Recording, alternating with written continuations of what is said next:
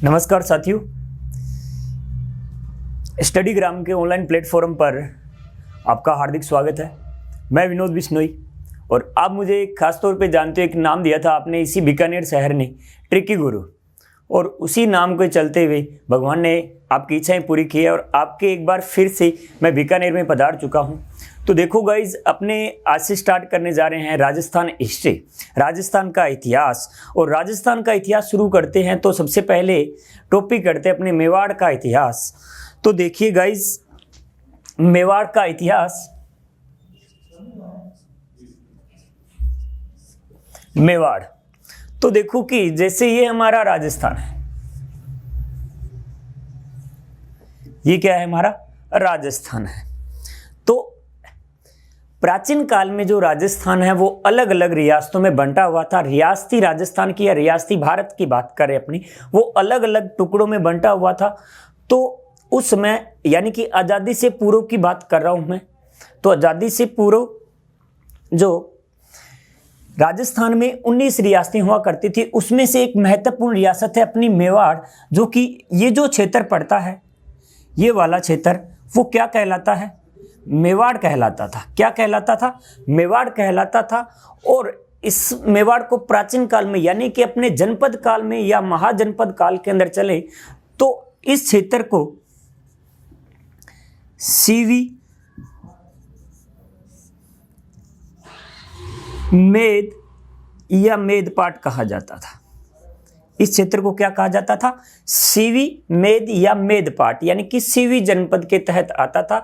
और इसकी जो इस जनपद की जो राजधानी हुआ करती थी वो मध्यमिका हुआ करती थी। कौन सी हुआ करती थी, मध्यमिका राजधानी हुआ करती थी, जो वर्तमान में किस नाम से जानी जाती है, नगरी के नाम से जानी जाती है। और नगरी वर्तमान में कहां पर है, चित्तौड़ में है। कहां पर है, चित्तौड़ के अंदर। तो आपको पता होना चाहिए कि मेवाड़ कहां पर है, तो मेवाड़ यहां पर है। और इसको प्राचीन काल में किन नामों से जाना जाता था, तो सीवी, मेद या मेदपाट। और इसकी अगर राजधानी पूछी जाए तो राजधानी कौन सी है, मध्यमिका। और वर्तमान में मध्यमिका को किस नाम से जाना जाता है, तो नगरी के नाम से जाना जाता है। और अगर आपसे ये क्वेश्चन पूछा जाए कि नगरी वर्तमान में कौन से जिले में स्थित है, तो वर्तमान में कौन से जिले में है, चित्तौड़गढ़ जिले के अंदर है। तो यहां तक आपके क्लियर। इसके बाद में देखते हैं कि मेवाड़ में कौन सा राजवंश की अगर बात करें तो वो राजवंश कौन सा था। तो देखो कि राजवंश की बात करें तो यहां पर ये राजवंश था गोहिल राजवंश।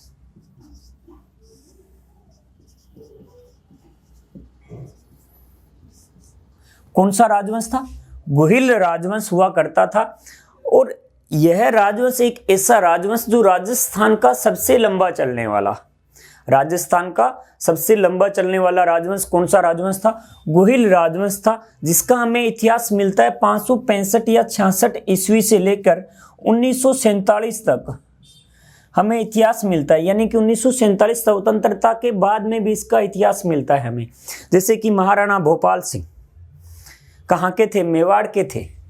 तो यहां तक हमें इतिहास मिलता है इसका। तो विश्व का या राजस्थान का सबसे लंबा राजवंश, क्वेश्चन किस प्रकार से पुट हो सकता है कि राजस्थान का सबसे लंबा राजवंश यानी कि सबसे ज्यादा अवधि चलने वाला राजवंश कौन सा है, तो वो है गोहिल राजवंश।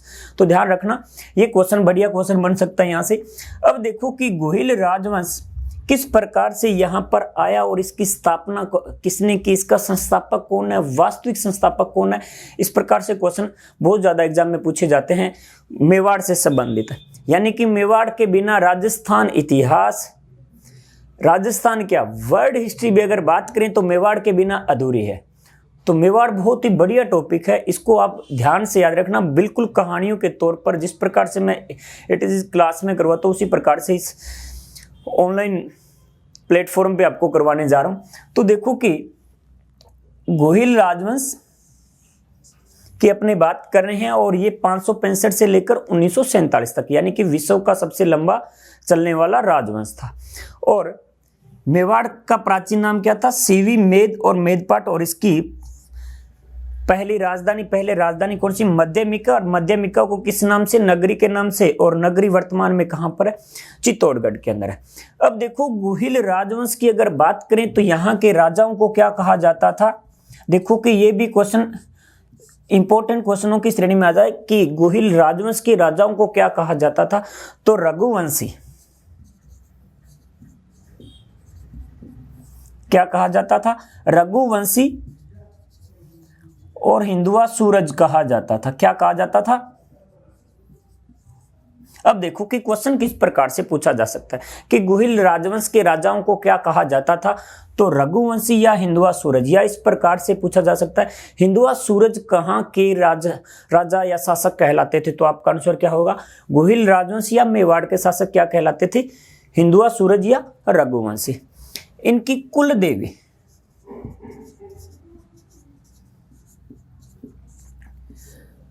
देवी कौन थी? बाण माता थी। कौन सी माता? बाण माता। कुल देवता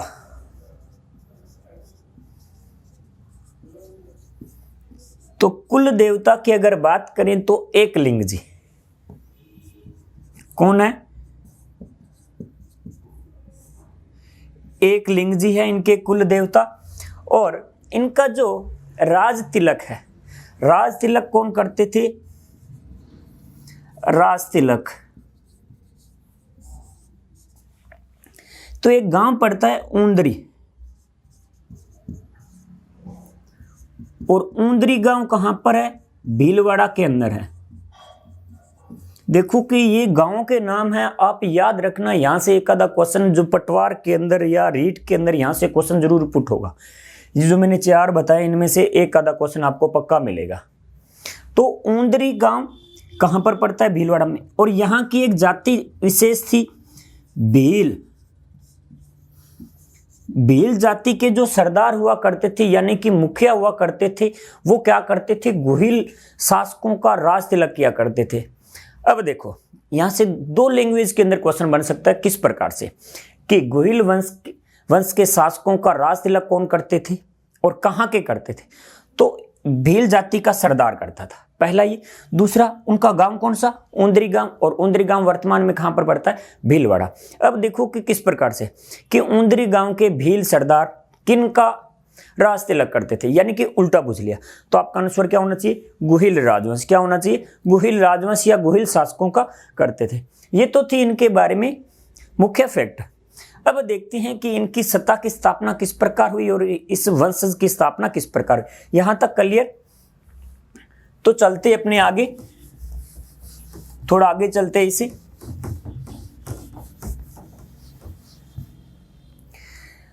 अब देखो कि इनकी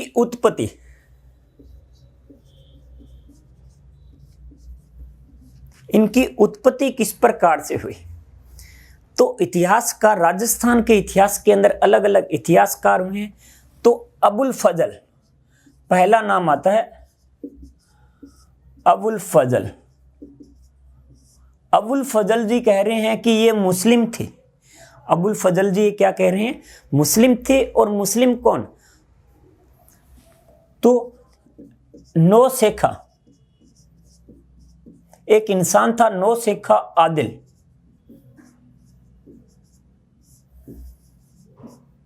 की संतान। यानी कि क्वेश्चन इस प्रकार से पूछ ले कि गुहिलों को नौशेखा आदिल की संतान किसने बताया है? तो आपका आंसर क्या होना चाहिए? अबुल फजल। और क्वेश्चन दूसरे प्रकार से पूछा जाए तो क्या बन सकता है कि अबुल फजल के अनुसार गुहिल क्या कहलाए?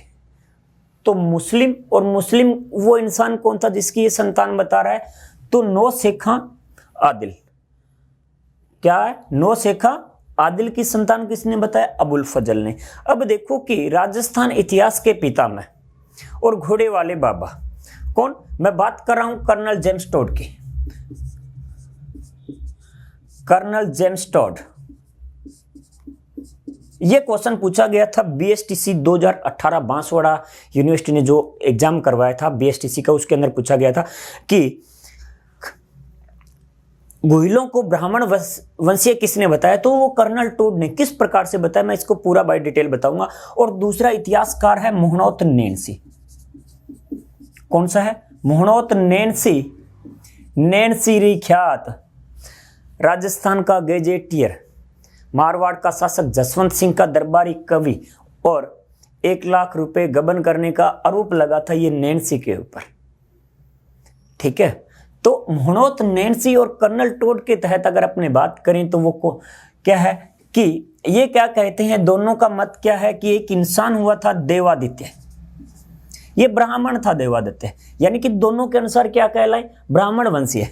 और सर्वमान्य मत भी कर्नल टोड और मोहनोत नैन्सी का है। तो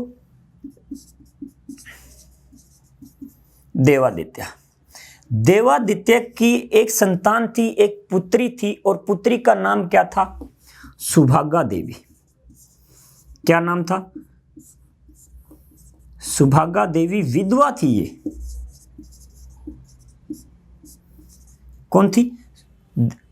देवादित्य की संतान कौन? सुभागा देवी विधवा थी ये। अब देखो कि इसके एक पुत्र हुआ, यानी कि जिस प्रकार से राजस्थान के अंदर या अपनी भारतीय संस्कृति के अंदर जो अभी तक एक अंधविश्वास चल रहा है कि बाबे वाला सेब से बच्चा उत्पन्न होता है, आस्था होती है भगवान के प्रति उनकी। तो जैसे कि आपने भी पहले सुना होगा राम रहीम जी, आसाराम जी, संत रामपाल जी, नाम सुना है ना सभी ने। तो इसमें ये मत क्या बताते हैं कि देवादित्य की एक विधवा पुत्री सी सुभागा देवी, और उसके एक पुत्र होता है बीज मंत्र के द्वारा। बीज मंत्र के द्वारा एक पुत्र होता है, उसका नाम था शिलादित्य। उसका नाम क्या था? शिलादित्य। और शिलादित्य की जो पत्नी थी उसका नाम था पुष्पावंती। उसका नाम क्या था? पुष्पावंती। तो ये क्रम याद रखना आप। शिलादित्य सुभागा देवी की औलाद थी और इसकी पत्नी का नाम क्या था? पुष्पावंती। इन दोनों की एक संतान हुई। उस संतान का नाम क्या था? गुहिलादित्य।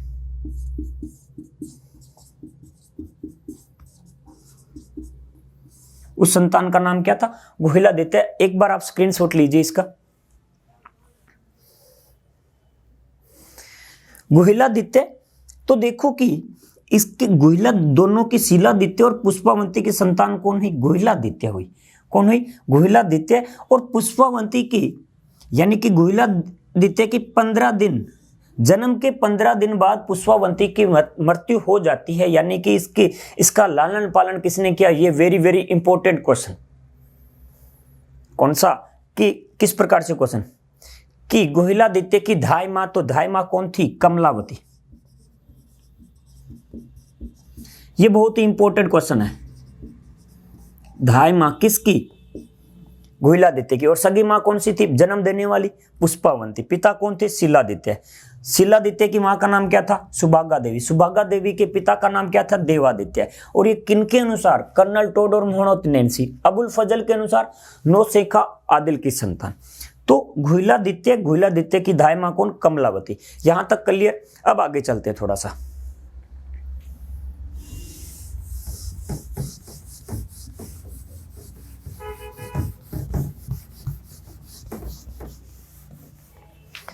तो अब गुहिलादित्य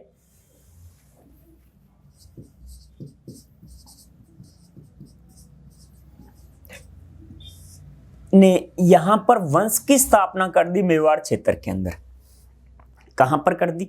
मेवाड़ में वंश की स्थापना कर रहा है, यानी कि वंश का संस्थापक कौन कहलाएगा? गुहिलादित्य। किस प्रकार से क्वेश्चन? गुहिल वंश का संस्थापक गुहिलादित्य। और कब की? 565-66 ईस्वी में। 565-66 ईस्वी में वंश की स्थापना हो चुकी है। कौन से वंश की? कौन से वंश की? गुहिल वंश की। कब हुई? 565-66 ईस्वी में। यहां तक क्लियर। अब करते हैं राजवंश की स्थापना। कौन से राजवंश की बात करें? अपने गुहिल राजवंश की। तो गुहिल राजवंश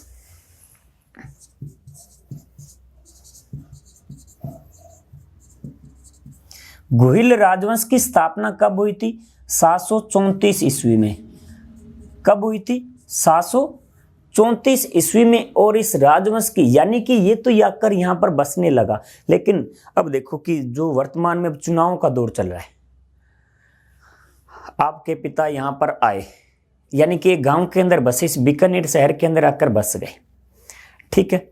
वो तो हो गई आपके वंश की शुरुआत, यानी कि वंश की स्थापना की है। लेकिन आपने आगे आकर कोई मान लो चुनाव लड़ा, नगर पालिका का चुनाव लड़ रहा है या पंचायत समिति का चुनाव है, पंचायत समिति डायरेक्टर पद के लिए आपने चुनाव लड़ा और वो चुनाव जीत गए।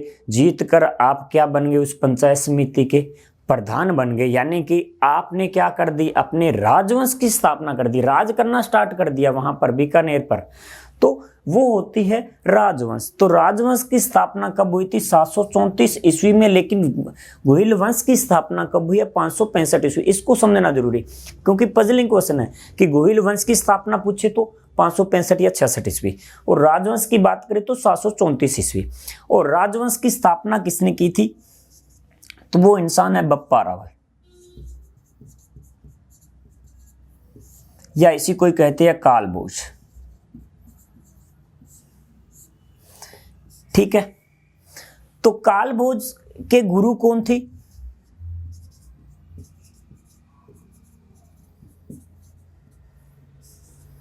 हरित ऋषि। गुरु कौन थे? हरित ऋषि। और इससे पहले यहां पर राज किसका था? चित्तौड़ पर अधिकार किसका था? तो चित्तौड़ पर अधिकार था मानमोरी का। किसका था? मानमोरी का अधिकार था। किसका अधिकार था? मानमोरी का अधिकार था। अब यहां तक क्लियर? कोई दिक्कत नहीं, कोई डाउट नहीं। तो इसके गुरु कौन थे? हरित ऋषि थे। तो हरित ऋषि के आशीर्वाद से, किसके आशीर्वाद से?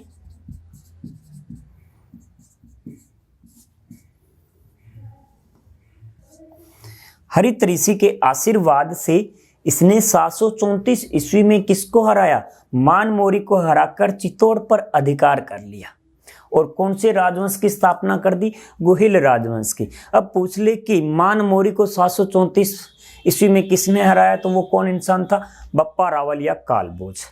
अब देखो हरा दिया, किसको हरा दिया? मानमोरी को। और यहां पर, और इनकी जो पहली राजधानी थी,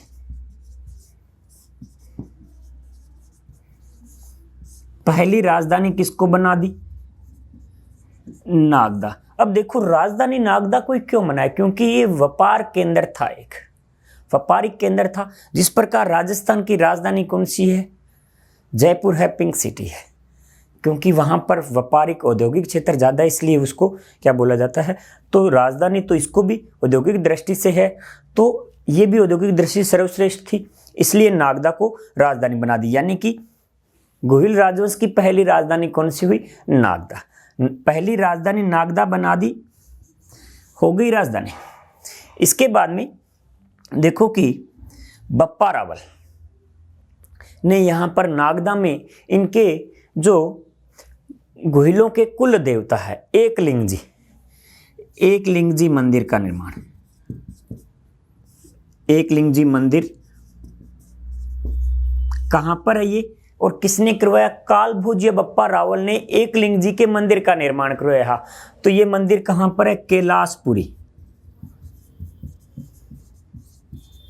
नागदा में।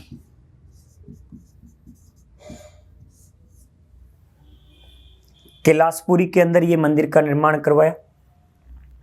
और कैलाशपुरी के अंदर कौन से मंदिर का निर्माण करवा दिया? एकलिंग जी के मंदिर। अब देखो कि एकलिंग जी का मंदिर कैलाशपुरी के अंदर इन्होंने निर्माण करवाया, और ये कुल देवता थे। और गुहिल वंश के जो राजा थे वो एकलिंग जी को अपना शासक मानते थे और अपने आप को दीवान यानी कि मंत्री मानते थे। और इनसे जो यानी कि कहीं युद्ध करने के लिए बाहर जाते थे, दूसरे क्षेत्र पर हथियाने के लिए, अधिकार करने के लिए बाहर जाते थे, तो इनसे आशीर्वाद लिया करते थे, एकलिंग जी से आशीर्वाद लिया करते थे।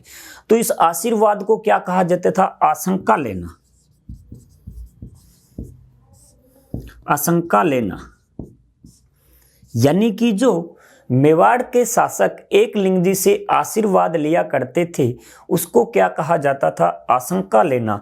आपसे क्वेश्चन इस प्रकार से पूछा जा सकता है कि आशंका लेना क्या है, यानी कि राजस्थानी शब्दावली से ये क्वेश्चन पुट हो सकता है, बहुत ही बढ़िया क्वेश्चन बन सकता है कि आशंका लेना क्या है। तो आपका आंसर क्या होना चाहिए कि एकलिंगजी से जो गोहिल शासक आशीर्वाद लिया करते थे उसको क्या कहा जाता है? आशंका लेना कहा जाता है। और एकलिंगजी ये कौन से समाज या संप्रदाय का है? तो लकुलिश या पाशुपत। कौन से समाज का मंदिर है? लकुलिश और पाशुपत या पाशुपत संप्रदाय का मंदिर है। और इसके बाद में एक मंदिर का निर्माण और करवाया था, सहस्त्र बाहु मंदिर। एक बार आप स्क्रीनशॉट लीजिए, जल्दी से आप स्क्रीनशॉट लीजिए।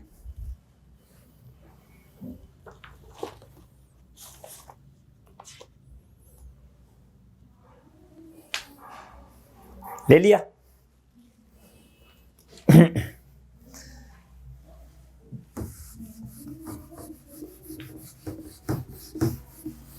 अब देखो आगे चलते हैं। इन्होंने एक मंदिर का निर्माण और करवाया था, कैलाशपुरी उदयपुर केंद्र पड़ती है। अब देखो कि इस मंदिर से जो पिछला पटवार हुआ था, पटवार परी एग्जाम 2015-16 के अंदर हुआ था, उसके अंदर एक क्वेश्चन पूछा गया था, बहुत ही बढ़िया क्वेश्चन पूछा गया था। वो क्वेश्चन किस प्रकार से आज तक मेरे याद है, क्योंकि मैं उस मंदिर में गया हुआ था और उस मंदिर के आसपास भी लोग रहते। तो एक खंडहर अवस्था के अंदर एक मंदिर पड़ा था, तो मैंने ये पूछा कि ये क्या चीज़ है, तो उन्होंने कहा था कि ये देवरा है। क्या है? देवरा है। तो अब देखो कि वो क्वेश्चन, एक मंदिर सहस्त्र बाहु मंदिर, सहस्त्र बाहु मंदिर या सास बहु मंदिर, ये कहां पर है? नागदा उदयपुर में। कहां पर है? सहस्त्र बाहु मंदिर या सास बहु मंदिर कहां पर है? नागदा उदयपुर। इस मंदिर के सामने है। वो क्वेश्चन पूछा गया था, वो क्वेश्चन मेरे पूरा है, तो इसे देवरा के नाम से जाना जाता है। तो वो यहीं पर है। और ये किस प्रकार से, किस सहस्त्र बहु मंदिर, यानी कि एक इस प्रकार से ये बड़ा मंदिर है, ये जैसे बड़ा मंदिर है,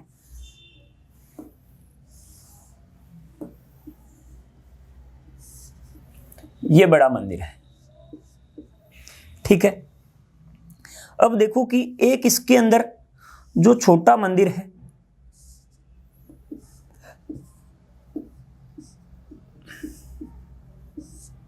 यानी कि ये है बहू का मंदिर, और जो बड़ा मंदिर है वो किसका है? सास का। सास बड़ी होती है, बहू, सास बड़ी होती है या बहू, तो बहू का छोटे वाला मंदिर है और सास का बड़े वाला मंदिर है। तो इस प्रकार से सास बहु मंदिर बना हुआ है नागदा उदयपुर में। और किसने निर्माण करवाया था?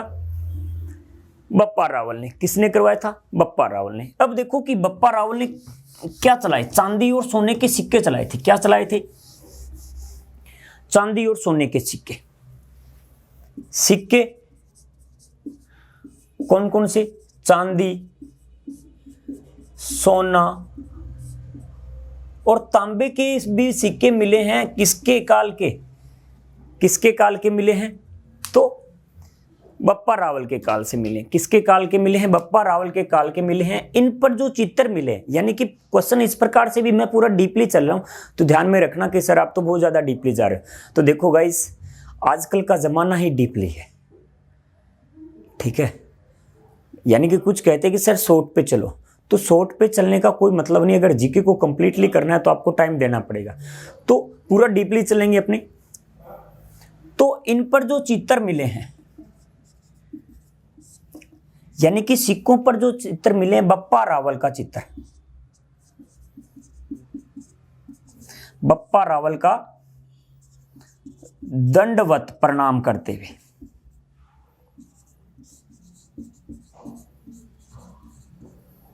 एक तो होता है कि अपने परिणाम इस प्रकार करते परिणाम, ठीक है।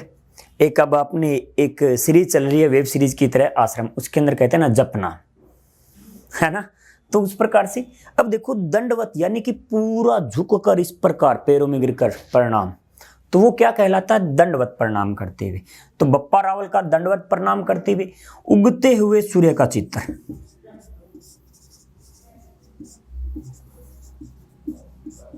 सूर्य का चित्र, ठीक है, ये हो गए। और कामधेनु का चित्र, गाय का यानी और बछड़े का चित्र, ये चित्र मिले।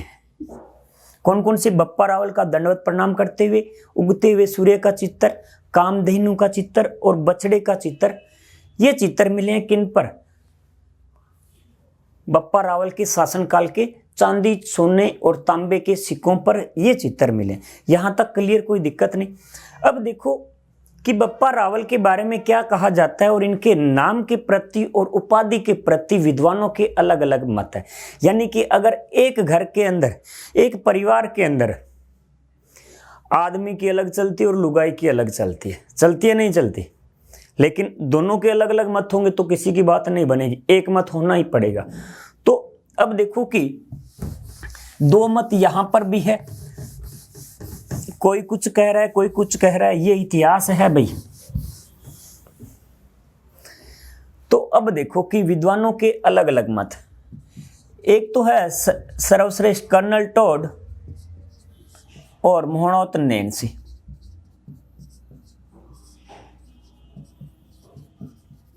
ये तो क्या कहते हैं कि नाम क्या है और उपाधि, ठीक। और एक कवि श्यामल दास, लेखक थे ये भी। एक इन्होंने लेख लिखा था, कौन सा, वीर विनोद। कौन सी कविता लिखी थी या लेख था वो, वीर विनोद थी। उसके कवि श्यामल दास के अनुसार नाम क्या है और उपाधि क्या है, दोनों के अलग अलग मत है जी। अब देखो कैसे कर्नल टोड, कैसे कालभोज, यानी कि कर्नल टोड और मोहनोत नैन्सी बप्पा रावल जी या कालभोज का नाम क्या बताते हैं, कालभोज या मालभोज, ठीक है। यानी कि कैसे कर्नल टोड कैसे कालभोज, किस प्रकार से याद करना है, कैसे कर्नल कैसे कालभोज, कैसे कर्नल कैसे कालभोज। और उपाधि बप्पा रावल की, उपाधि क्या है, बप्पा रावल की। और श्यामल दास जी इनका उल्टा, श्यामल दास जी क्या कह रहे हैं कि नाम तो बप्पा रावल था और उपाधि कालभोज या मालभोज की। तो नाम क्या है, बप्पा रावल और उपाधि कालभोज। तो ये थोड़ा सा डिफरेंस याद रखना, ये पूछा जा सकता है क्वेश्चन, आज तक तो पूछा नहीं गया लेकिन हो सकता है कि आगे के एग्जाम में पूछा जा सकता है। तो कैसे कर्नल टोड और कैसे कालभोज, कैसे कर्नल टोड कैसे कालभोज, यानी कि नाम ही पहले है, उपाधि नहीं है, कभी भी ध्यान में रखना, पहले नाम उसके बाद उपाधि। तो कैसे कर्नल टोड कैसे कालभोज, यहां तक क्लियर। अब देखो कि इनके बारे में क्या कहा जाता है कि 36 गज की धोती, यानी कि अगर 40 आदमी उसमें लपेटे जा सकते हैं, और 12 मन की तलवार यानी कि खड्ग रखते थे। और इनका जो भोजन हुआ करता था वो क्या हुआ करता था, 4 बकरे एक टाइम का, यानी कि इतना तकड़ा इंसान हुआ करता था कि अगर एक मुक्का मार देता, यानी कि ऐसे अगर चप्पट लगा देता तो भैंस को भी गिरा देता था। तो गाइस आज के लिए इतना ही, कल अपने आगे चलते हैं, आगे के वंशावली करेंगे इनकी। तो धन्यवाद।